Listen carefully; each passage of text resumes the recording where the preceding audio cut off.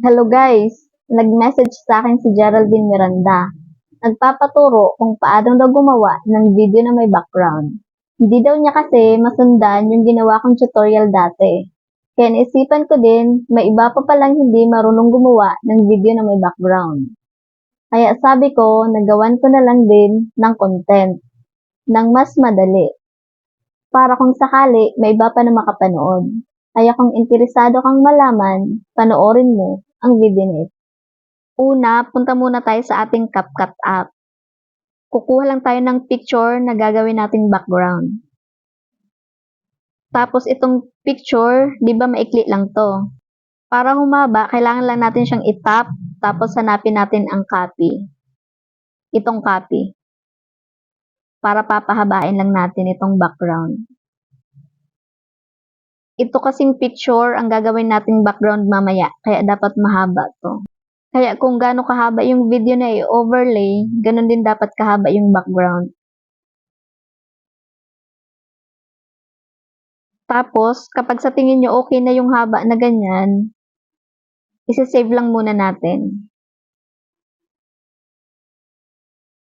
Tapos, punta na ulit tayo dito sa CapCut. Hanapin natin yung video na ating sinave kanina.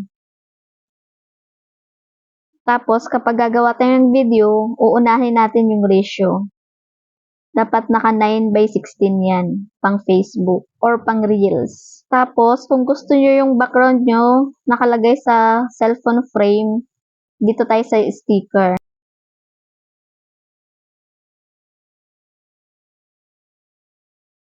Hanapin lang natin yung cellphone frame.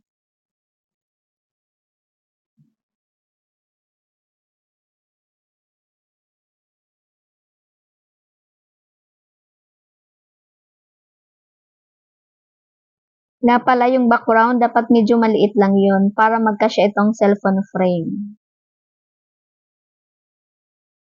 Tapos, kailangan i-zoom out lang yung cellphone frame para magkasya.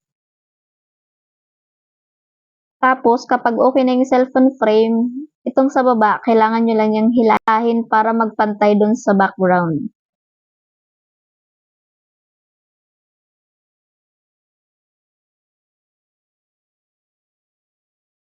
Tapos, kapag okay na yun sa inyo, kailangan lang natin ulit siyang i-save.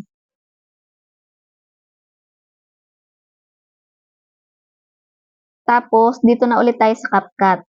Kukunin na natin yung video na huli nating sinave. Huwag niyong kalimutan yung ratio, dapat naka 9:16. Tapos sunod, dito na tayo sa add overlay. Ilalagay na natin yung video na gusto nating ilagay. Kayo na bahala kung gaano kalaki o liitan lang yung video na gusto nyo. Nagagalaw-galaw naman yan, kaya kahit saan nyo gusto ilagay, pwedeng-pwede. Diba mahaba yung background natin sa ating video? Kailangan lang natin siyang i-split, tsaka i-delete, para magkapantay silang dalawa. Tapos, dito na tayo sa cutout, dito sa remove background. Kasi tatanggalin na natin siya ng background, yung ating video.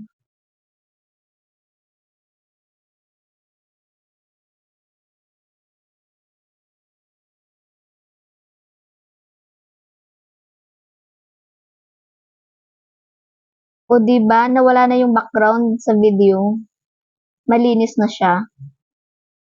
Tapos, huwag niyong kalimutan yung volume dyan sa taas, yung background natin, kasi baka mag-mix silang dalawa, yung volume ng background at saka ng video.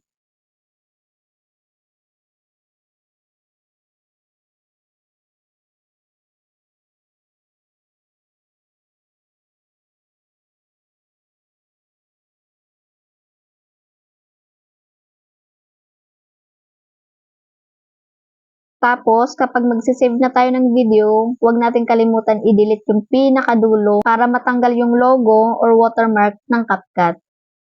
Tapos, kapag magsisave na tayo, dapat naka 1080p at saka naka frame rate ng 60. Saka natin i-save. Huwag kalimutang i-share itong video at i-follow ako para sa more videos.